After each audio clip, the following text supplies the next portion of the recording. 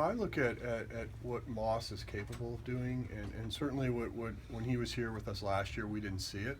But you have to remind yourself, he was at one point a very, very productive player at the major league level, and I do think he was slowed from that surgery. I do think he didn't have the ability last offseason to really focus on his lower half, and this year he does have that opportunity. And when people talk about tendering him or not, we're really betting on the upside.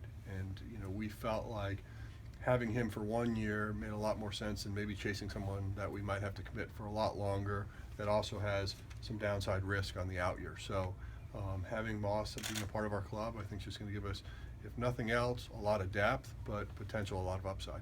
Do you see like an ideal number of at-bats for him, not just at a position, but just overall what you'd like to see out of him for the year? Well, your hope is to see that he has 600 plus, meaning if he's doing that, he's obviously being a middle of the order contributor, and that would be great to see. How do you get 600 for him?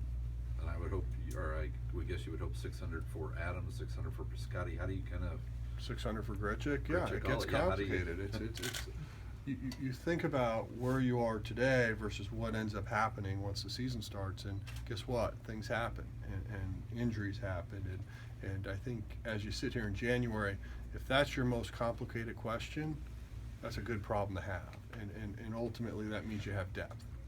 Speaking of depth, this last year outfield depth was a benefit that you had, and you'd drawn up the 3 guys from AAA. This year, how do you view your outfield depth?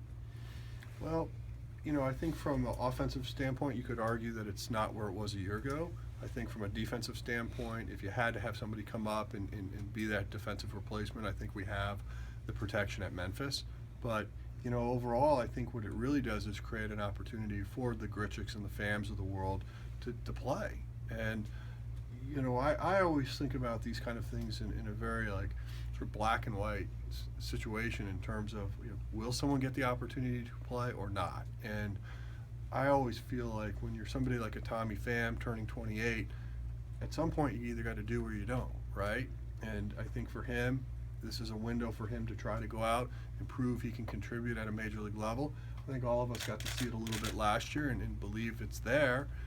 Certainly from an athletic standpoint, he might be the most athletic guy we have on our team. And so giving him this chance, I think, makes sense. Pham mentioned the